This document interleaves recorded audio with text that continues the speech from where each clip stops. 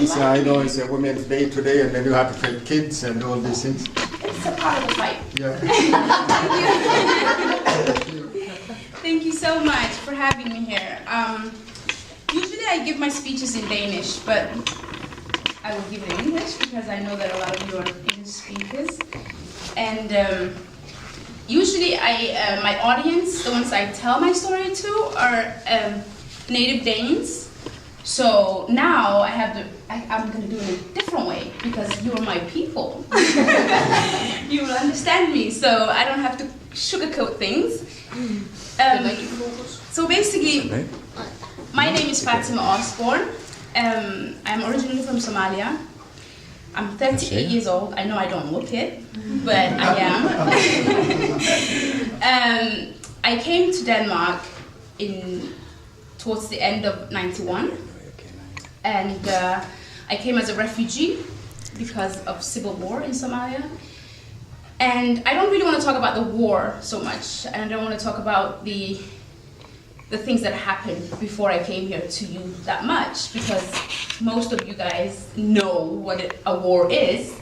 So, but I will tell you life as a refugee and as a child. I was 12 years old when I came to Denmark. And I will tell you the hardships, the misunderstandings, the experiences, and the struggles that I have met being a refugee child. But I will also share with you how I overcame that in half an hour. Thank you, Garba. So basically, I came to Copenhagen, to Denmark in October of '91, and I at that point had never been on an airplane, had never been nomads, and I used to be a nomad. So we used to travel from place to place, and we used to have animals. I was a shepherd, so that was my job. Everybody had a job, and everyone was illiterate, so nobody went to school. Either boys or girls, nobody went to school. So my first experience in Denmark was, first of all, meeting people that absolutely look nothing like I've ever seen in my life. You know, people with different color, different features, different noses and eyes. So for the first week, I was really interested in looking in people's eyes and nose, and I used to think like it looked like almost like it was sharpened, you know, the noses. You know? So I used to really be like totally like, okay. Soon we got a home in a place called Holdt, which is outside of Copenhagen to the north. And there my life began in Denmark. So I used to be a curious child. I'm still curious, but the first few days of being there, I would try and go around and see what's around the area. And when it was too cold to be out, because it was in October, November time, so I was like, okay, I'll wait till it gets warmer, because somebody told me it does get warmer. So I waited for a long time for it to be warm. But in the meanwhile, I had to start school for the first time. So I remember the first time I started school, I took my teacher, Vibeke, her hand, and I kissed her hand. And I was so happy that I could go to school. I was really happy. And when she asked me 6 months later, she said, now you can speak Danish. Why did you kiss my hand when you first met me? And I said to her, because I was so afraid that you'd just turn me away. You know, because I thought that, you know, everybody has to pay for school, and, you know, we didn't have any money to pay her, so what if she didn't want to teach me?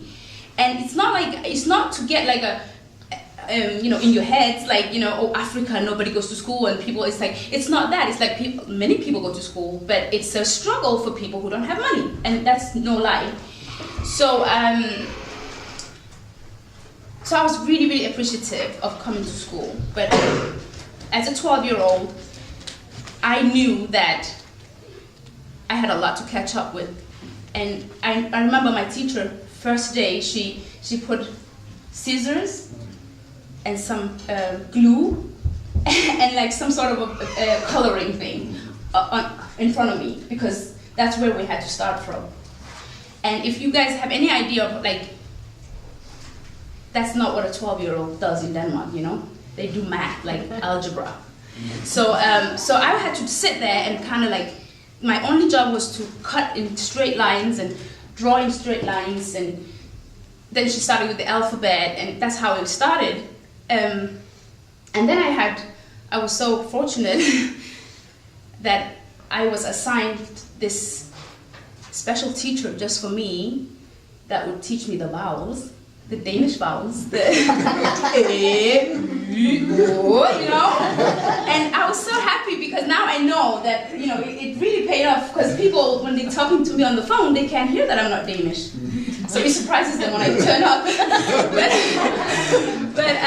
but so that's how my life started, really. And after 6 months, I started sort of speaking and listen, you know, like kind of understanding. And then they went, go to 6th grade.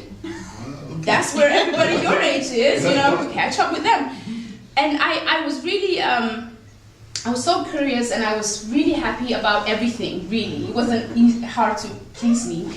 But I knew that at that point that I figured quickly out that even though I understand Danish, there's still a humongous gap in my understanding, because like understanding has different layers.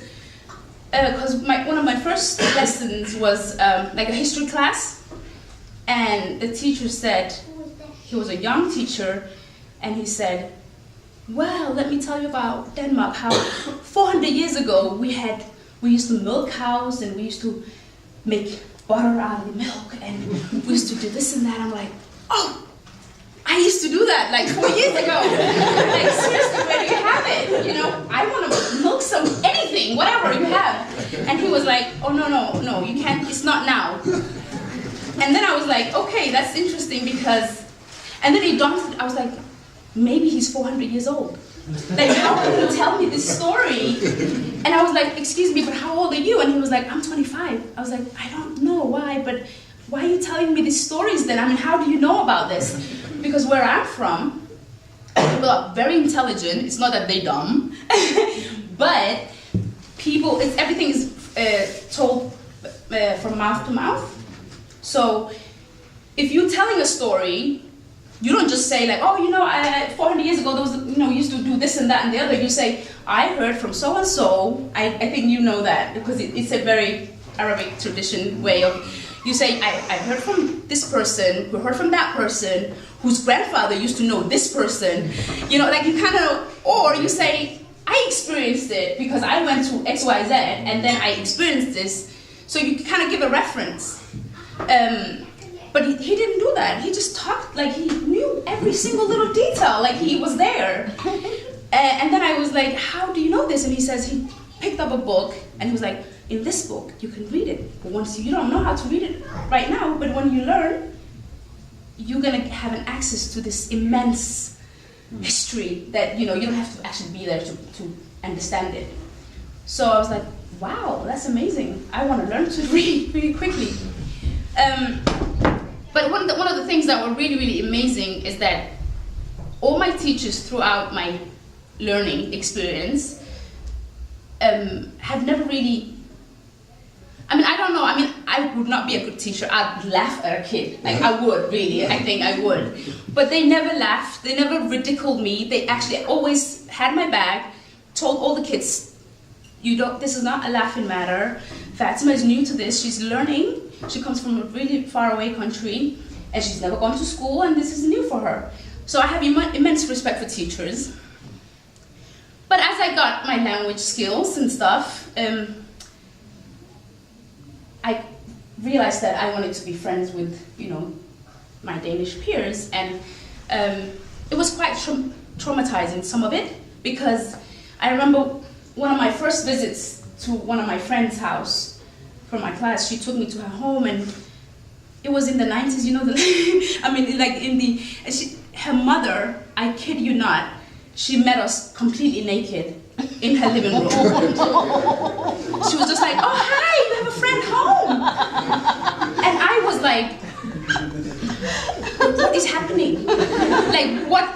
happening? Really, I was like, I thought it was a joke. And then my friend was like, no, it's fine. People do this all the time. I mean, my mom is her home. She can do whatever she wants. And then she started calling her mom for her name. How messed up is that? She's like, hey, Rikke, hvad har du lavet til mad i dag? I'm like, that's your mom? You call her by name? And she's like, yeah, this is fine. It's her name. I didn't give it to her. Her parents did.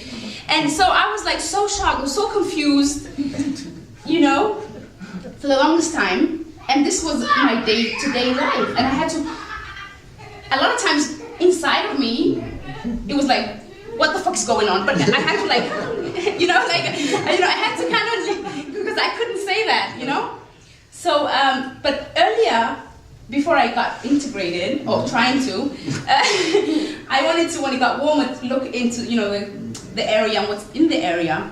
And I want to tell you the stories of like how frustrating I felt when I did something that was normal to me, but was not normal to my surroundings. And they thought that maybe I was just a cheeky little flygtningebarn that had never learned any manners. So I went around to the neighborhood, and at one point I get to this garden area, but I didn't know it was a garden. It just looks like nature. There was like trees behind it, and it was just like, you're normal, I'm used to it, right? But there was something special about it, because in this little place, there were like, you know, strawberries and all the berries in the world they could hang up. And it was so neat. You know, like everything was in line, and everything was so beautiful, and I was like, the nature in Denmark is like so intelligent. Because I had to work my butt off in Africa to just like, you know, like to try and get stuff. But that was not how it was. I just could do like this and eat it, you know, without any effort. So I sat there and ate it, you know? And I was like, so much, I have to come back tomorrow. So I did. I really did. So I got back the next day, and I'm getting ready to eat it, and I'm like really excited, you know? And then all of a sudden I hear this person going like, "Kan du så holde op? Can you stop?" And I'm like, whoa. And then I'm like, at that point I realized it was not an accident. Like, it's not the nature that made it like really nice to eat. It was actually what they call kolonihave, you know? You know, like, so it was somebody's work, you know? And they actually, you know, was waiting for making some dessert or something there, and like, and then she flipped out on me. She was like, she was telling me off, and I didn't have the words to say to her, "Madame, I mean, I'm sorry, but where I'm from, you don't own the nature. You're not God. I'm sorry, but if it's like, this is your land's like rules, I misunderstood, and I didn't do it on purpose. Because where I come from, you can just go to a tree and get whatever you want, and whatever's left over, somebody else will come and eat it, you know? It's not, nobody owns it. So I had to like, everything was owned by somebody. It was so hard for me to understand that concept. Because for us, when we moved to a place, we lived there, and the only place that was ours for that moment was where we were actually residing on. Because nobody else could live on top of us, right? But everything else was everybody's, and we had to share. One of the times that I remember, like, I was thinking, oh my God, it's so embarrassing, I never want to meet our neighbors again, was when we were sitting one night with my grandmother and my uncles and aunties, and we were kind of bored, and then my grandmother says, why don't we dance? Let's dance, because that's what we do. We dance and sing. So we stood up, all 7 of us, and started dancing and hopping and doing whatever, but we forgot that we lived on first floor. So, little while after, like, we heard like this bang, bang, bang, bang, and we were like, okay. And my uncle was like saying, it's our neighbor. We live on top of somebody else. And to us, that concept of like actually living on top of each other was also weird. And we stopped, of course, but I felt like I cannot, what if I meet my neighbor, she's gonna just think that we are just these barbarians, and I cannot explain my way out of it, you know? And that was basically like my entire teenagehood in Denmark. It was so awkward, but I got better at not looking like I'm in an awkward place. And there was some things that were downright weird, like in 7th grade, my teacher told me that we had to go to what they call liar school. And it's like some sort of a outing where you kind of stay away for 3-4 days with your class. And I was like, oh, that sounds cool. I would love to do that. Until she told me what we had to do. I said, where are we going to stay? She was like, we're going to stay in the forest. And I said, where are we going to live at? She was like, we're going to have tents. And I said, okay. And what are we going to eat? So we're going to make this fire, and then we're going to make food on the fire. And I was so mad at her because I said, well, are you making fun of me? Like, seriously, I lived in a refugee camp in tents. All my life, I made fire with my hands and cooked on the fire. And then you claim that you want to survive? Like, what is this? Like, you know, this is like weird. Like, and she was like, no, det är hyggligt. Just like, we do this all the time. And it's like we get together and it's like it's so cozy. And I said, I'm not going because I have a bed. It's really cold. Your country is really cold. And I don't feel like going in the woods and being, you know. And she was like, okay, you know, I can understand you. She said, I understand that this is not a plaything for you. And that this was like your way of actually surviving, and you've been in refugee camps, and I can see it, but you have to give it a chance. And I did give it a chance, and it was okay. You know, it wasn't that bad, because, I mean, you could always say, like, I can't do this, and somebody would drive you home. So, but what is, today, when I hear teachers, for example, say, like, oh, you know, little Aisha in my class, she doesn't want to go do anything. Her parents don't allow her to do anything. She doesn't come to liar school, she doesn't do this and that. And it's because they're religious, they this and that and the other. And I'm like, no, I don't think it's because it's religion, it's because they don't see the point. They really can't see the point of you guys saying, you have to, like, there has to be more dialogue about it. There has to, because the cultural gap is so big that what you find funny and hyggelig is for us, like, what is the point? Like, you know? Because we do it only when we feel like we have to do it. So that's, yeah. So, I don't know how much time I have left, because I tend to talk a lot. Okay, just okay. it's so interesting. So no, that's fine. So, so when I finished my my schooling, my 10th grade,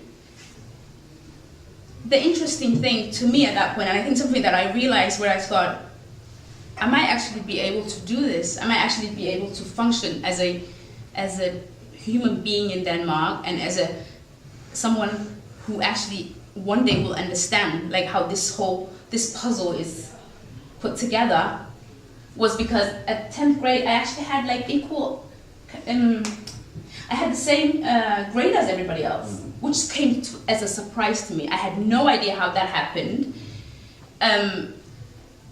But my teachers told me that I was good as being a student, even though I had my challenges.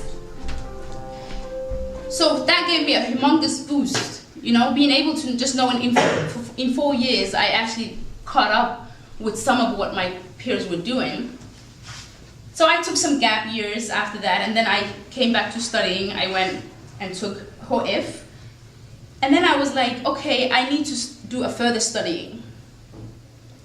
And my further studying, I've always wanted to do something with eyes. Because I'm an optometrist now. And the reason for it was because when I was younger, my grandmother and some of her friends, my grandmother's friends, there were quite many of them who were either blind or had low vision.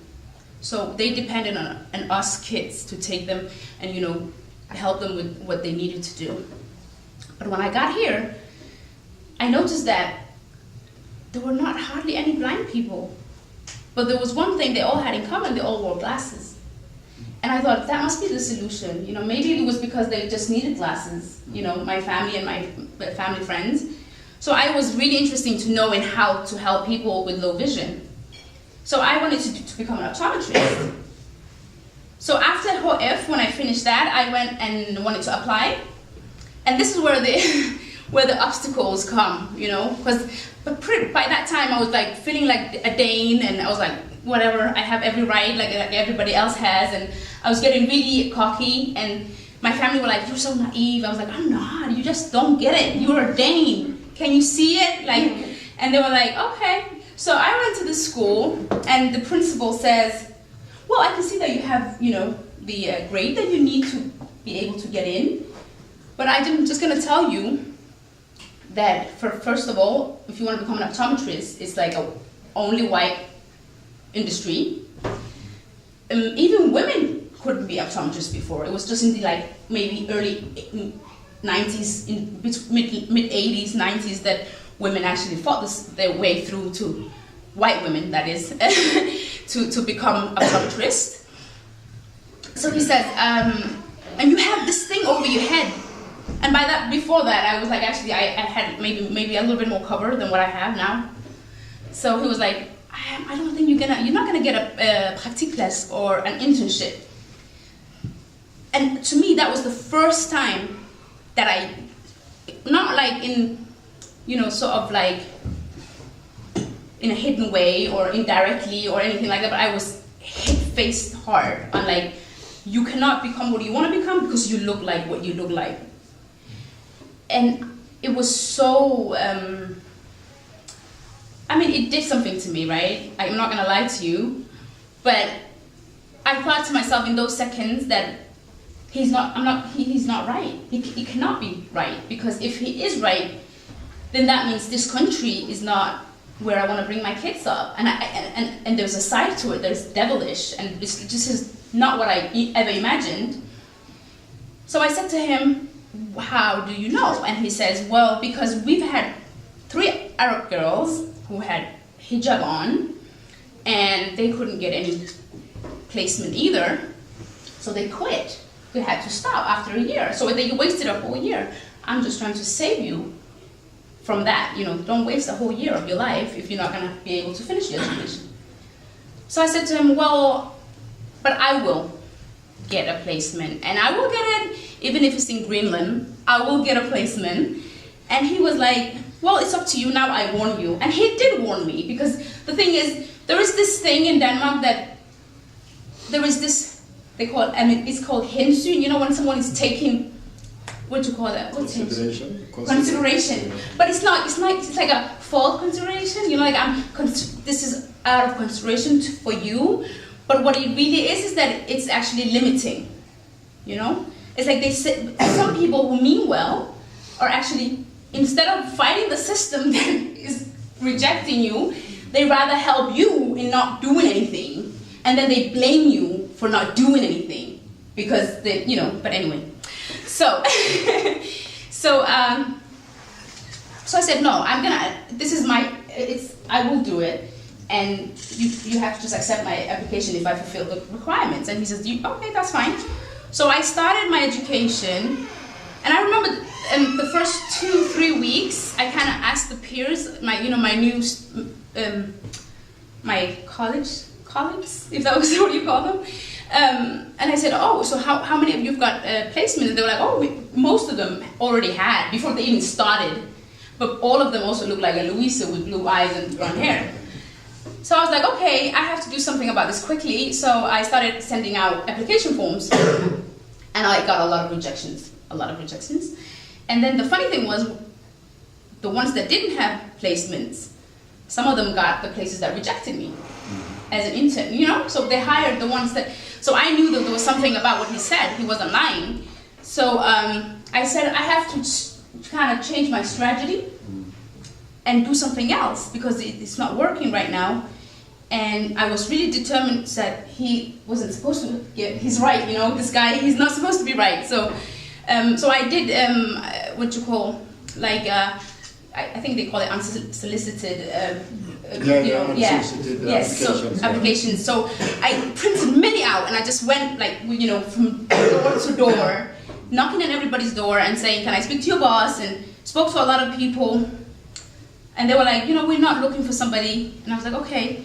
So, and then I thought, well, let me try and do something else again. So I had Googled all the conferences that were in Denmark, where there were like opticians meeting. So I used to go to conferences all the time, everywhere. And I used to still give them back, because I had them all in one place, like all the opticians in the whole country. Not many, anyway, and by like 5-6 months, everybody knew who I was. And they were like, okay, this girl's really desperate, or she's like really just determined to become, so they had no doubt that I really wanted this really badly. So what happened was, because so many people saw me so many times, there was something like their guard went down, like they kind of had like some sort of a trusting with me, like they kind of felt like, okay, she must be able to handle what we have to tell her. If she's this willing, we have to tell her the truth. So when I asked them the questions of like, what are you afraid of? Like, what are you seriously afraid of? Because then they said, well, we are afraid of losing customers, because that's what it's down to.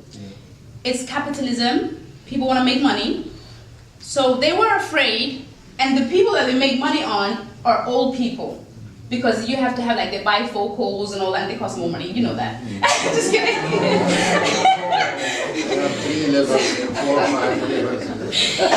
So they were like, and those people, when they come, the usual customers that we have, if they see somebody who looks different and they don't understand and they don't even know if you know Danish, and they will just choose the next door, the competition person, like the competitors. Right. So I was like, oh, okay, so it's old people that you're afraid of. And they're like, yeah. So I was like, okay, well, how do you know this? Like, seriously, how do you know this? Like, have you ever had anyone who looks like me in your shop, who work in your shop? No, they haven't. Have you heard of anyone else who had an experience with someone who, they were like, no. So it was just fear. Exactly, assumptions. It was nothing, they didn't have any evidence of anything. So I said, well, let's try it for a month, it's not gonna hurt you. Like, and if it doesn't go well and you feel like you're losing customers on me, then I can either just leave or, at least I'll have a choice. But let me try it out. And also, maybe your bet is better if you place me in like Nørrebro, right? Because we do have optometrist shops there. And they were like, oh yeah, actually. And I was like, but the thing is, in Nørrebro, people look like me, most people. And I might actually even gain you more customers. So they said, okay, let's try Nørrebro. And I went to Nørrebro and I was hired by, Tile. And they tried it out and it worked fine. There was no for Jensen or anybody who ran out of the door. But what was interesting was, first, how many Somali and Arab women that came to the shop. Okay. And especially the Somalis, because I could speak Somali. I had these like 85-year-olds who had been to Denmark, in Denmark for like 15, 16 years. They had never gone anywhere by themselves, because they're always depending on like someone to interpret for them or someone to help them. And one lady, she said to me, it's the first time I'm actually doing things on my own. I came here because you can understand me, and I did the job. I can see, and I didn't have anybody to help me except you. So I was so happy and so grateful. And this was what, my boss saw. And on the other hand, the flip side of it, or what you call it, like the Danish people, when they called, they would talk to me on the phone. I would make, like a appointment for them. And then when they got to the shop, they used to ask for Tina. My name is Fatima, right? They heard Tina. And they'd be like, where is Tina? I'm like, there is no Tina. And they're like, well, we spoke to her on the phone. I'm like, I'm the only woman here. I used to work with 2 guys. And they were like, what? Whoa. And then, so I swear, a guy, he turned around, he's like, speak Danish. Say something. Say something. And I said, why? What do you mean? He's like, if I don't see you, I don't hear that you're foreign. I'm like, maybe I'm not foreign. I'm just kidding. So it was, people were like surprised in a very it was a condescending way, but it was fun, because I'd rather have that out of it than someone being repulsed and like saying, oh, why are you here? So I had a lot of fun with it. So when I finished that 6 months placement, I had to go back to school for a year, and then the process would start again because I had to be in a placement again for like a whole year that time. So when I finished, I was like, okay, next time I have to also do this again. But the Friday that I stopped in Chile, my 6 month period, when I got home, there was actually a contract waiting for me from the same people. Okay. And they said, we want to have you next time for the whole year. So this is what I'm trying to say is that, first of all, nobody can put any limits and boundaries on you because nobody knows you. No, I mean, there are so many boundaries out there. There are so many boundaries. But what I mean is like your personal struggle and your personal perseverance is yours and nobody can take it. Because even the structures that are set, these people, they follow it blindly. They don't even have the guts a lot of times to actually fight it. Because my principal, who said that I will not get a placement, these shops, they would have like a meeting every couple of months with them, and this is something they had told them, like the school. There's only 2 optometry schools. There's one in Randers, in Jylland, and there was in Copenhagen. They are the only ones that educate optometrists in Denmark. So I wanted to work on and say, look, what are you doing? What do you do? You're saying to me, you're trying to be considerate towards me and tell me not to do this. But what have you said that this is wrong to them? Have you said that, you know what, if you don't change this, we're not going to educate any more of optometrists. We're just going to not do it because you have to take, everybody's equal here, and every student who applies is going to be educated and they're going to be completing their studies, and this is racism and this is ignorant, and we can't have it in the 21st century. This is ridiculous. Because he's telling me, he's like, I'm so sorry, but this is just how it is. I know it makes no sense. I'm like, but yeah, but why are you talking to me? I didn't do anything. Tell them that it doesn't make, and this is the thing, people don't want to fight it. They just blindly follow it because in the end, what it is that people might see you, even though they have all the intentions, the good intentions, they might still see you as below themselves. And that's what it is. It's just what it is, but they don't know any better. So I finished my studies, and when I finished, I thought, okay, I have to apply for jobs now. People actually have to pay me. Before I was a student, I couldn't even get a placement, like working for free. Imagine if they, how am I going to get a job? But before I even applied, there was a HR lady who called me from one of the main chains, and she says to me, okay, hi, I've heard that you just graduated, and I know that you're looking for a job.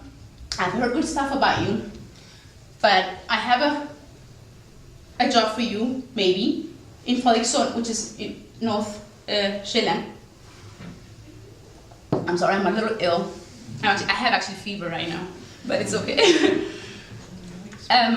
So she says, but I also hear that you have a headgear on, and you're a black girl, and you have a headgear on, and you're kind of religious, and Frederikssund is not Nørrebro, She said in Danish, she said, de går med træsko. I don't know what you call that. What does that mean? That means like, the wood shoes, those like, the ones, yeah. Basically they like, what do you call it, farmers, basically farmers, like they don't. So I was like, okay, whatever that means, I didn't get educated to not work. So I want to work, and I want to meet the boss, I want to talk to the boss there. She was like, okay, go on, talk to the boss. And I swear to God, my new boss, my new to be, I didn't even know I had the job by that time, but she sat me down, and she looks at me, and she says, oh, how long is your hair? And I was like, what? And she's like, I'm just curious, like how long is it? Like, how does it look like? And I sat down, and I was like, okay, I'll show it to you. If that's what it means. Does it mean that I'm getting the job if I show you? Like, I just took my scarf off, and she was like, oh my God, and she was touching my hair, and she was like, oh my God, it's so nice. Look at, and I was like, okay, can we talk about why I came here? Like, yeah. And she says, yes, let's talk about it. But you know, she goes, but I don't know how people will see this scarf thing, and would you be willing to take it off? Like, what would you be? And I said, well, I'm willing to take it off if you give me a month and it doesn't work out and people complain about me because of my scarf, then maybe I will be taking it off. Maybe I won't, and then I'll just leave. But again, like I said, I'm willing to negotiate with the circumstances if you just try me out first. Because take me like I am first and prove that that doesn't work. You know, don't live on this like imagination that it's not gonna work just because I look the way I look. So she was like, okay, that's a good one. And you know what, maybe we'll make a little box like with raisons, you know, like pros and cons, like, you know, like, and then people can come, and if they have anything on their heart and they don't want to tell us because, you know, people don't say what they mean sometimes, then they can write it down. I was like, great idea. So actually that's what happened. And I started, and I'm not gonna lie to you when I say this, every single person, especially the old ones, the young people, they didn't care, they didn't give a shit, they were just like, whatever, I just want my glasses, and that's great, right? But the older people, most of them came to me, and they were like, that is, you're so fantastic that you are here. Like, they were so in disbelief, like that I was even there. They were like, you must have, you've reached so far, you know? One lady, she said, she was 90 years old, and she was like, it must have been so hard for you to get here. And I was like, yeah, it was actually. Thank you for seeing that. And she was like, yeah. And when she left, I thanked her and everything. But what I realized was that she didn't know my story like you guys do. She didn't know that I was a refugee, that I was illiterate when I came to the country. She didn't know anything of my struggles. She had no idea who I was. The only thing she could see was that I was black. I had some scarf on my head. I look very different. And somebody that looks like me is not meant to reach that far in this society. It's an unwritten rule. It's just somewhere, nobody says it, but everybody knows it, right? But I applaud her for saying it out loud, because she told me what was rotten in the system and acknowledged that it's a hard system to get through when you look like me. And what I always say to my Danish audience is that, what are you doing about it? You know this. Because my friend who was reading at law school, you know, people would come and ask her friends that's sitting next to her, oh, so what do you study? What do you study? And to her, they were like, why are you here? Like, you know, are you doing rengøring? Or, you know, whatever, you know? And this actually also happened even as an optometrist. The first few years when I went to a conference, people would go by me and people would be like, you know, and then they would take their cups or whatever and give it to me, you know? And they'd be like, here, oh, this one's it. I'm like, I'm sorry, I am not working here. I'm just taking notes on contact lenses, you know, like what the complication of contact lenses, you know, just like you are.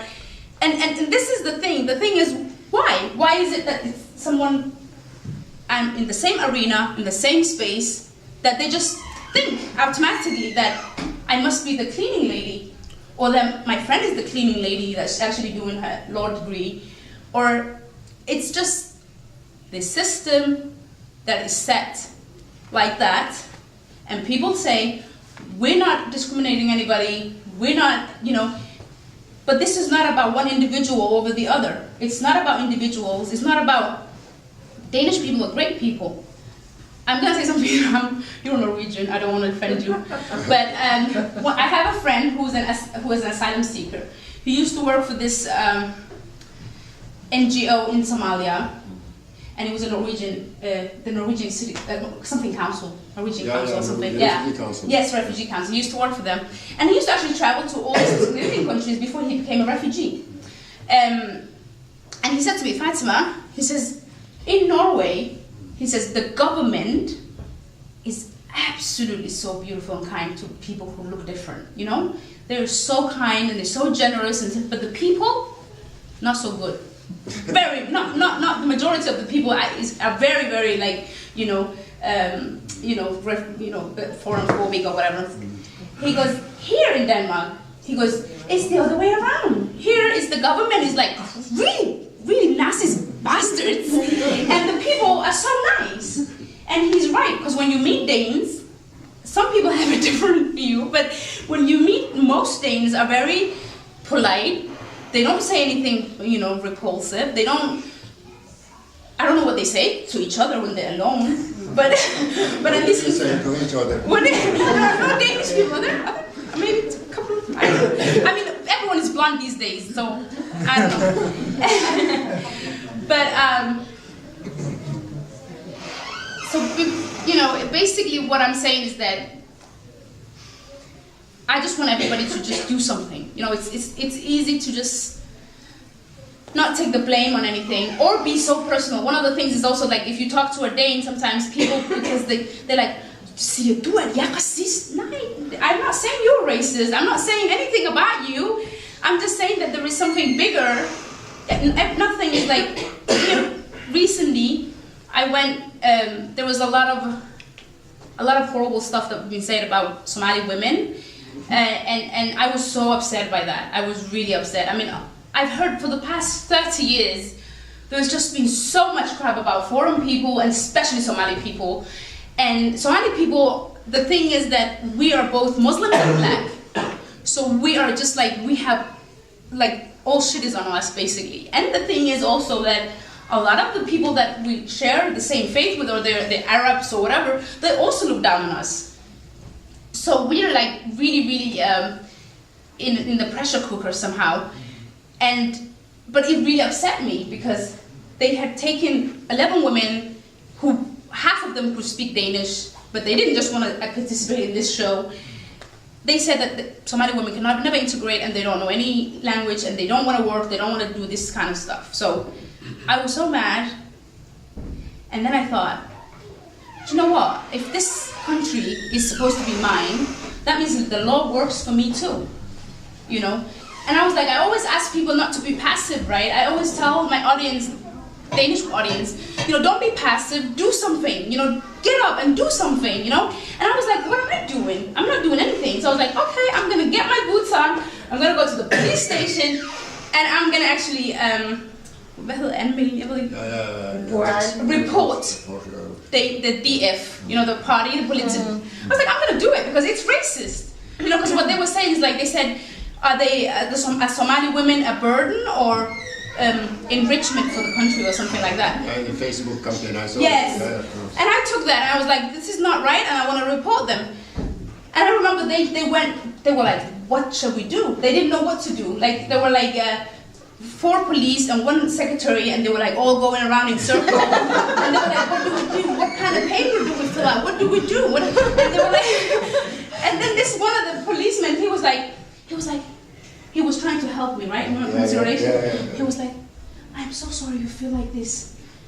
Is it just the DF people, or is it everybody, also the BOA, like the citizens?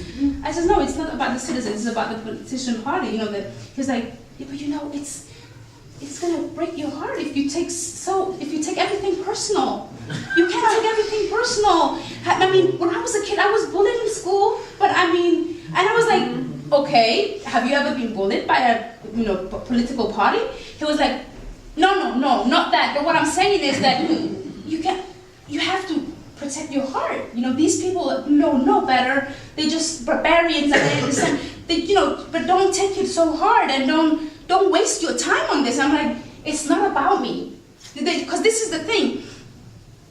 Of course, I was hurt, but I'm saying, don't make it like a personal, like one-on-one person. It's not a one-on-one person. It affects every Somali woman and man in Denmark. It affects our children. It affects you know what? If we don't stand together and do this kind of stuff, it's not going to stop. Somebody is voting for these people. They have to know that this is not right. And I'm not doing anything more than I'm just wanting the law, that retfærdighed sense, like the justice, right? It has to work for me as well. So now I'm putting it in your hands. I think this is unreasonable. I don't have to get up to this. I don't want my kids to experience this. So you guys do something about it now, and then take it further. But I just remember that whole of like all your life hearing like, if you speak out. It took me, I'm 38. I didn't speak for the first 30 years of my life. Like I didn't have a voice, you know, because I come from a like a culture where women don't have, like, you can't say much, especially if you're a kid. You have no say. You just have to respect the elders. You gotta, you know, not, and that's how our culture is. And when I came here, I didn't want to be a party pooper, you know. Everyone is like, det bare festligt. That's so, okay, we call it a near, we call you nigger, we call you this and that. We don't mean it, it's just a joke, you know. But I'm not laughing. Like, I thought a joke that it was meant to be that I was laughing. And I mean, you're the only one laughing. I'm not laughing.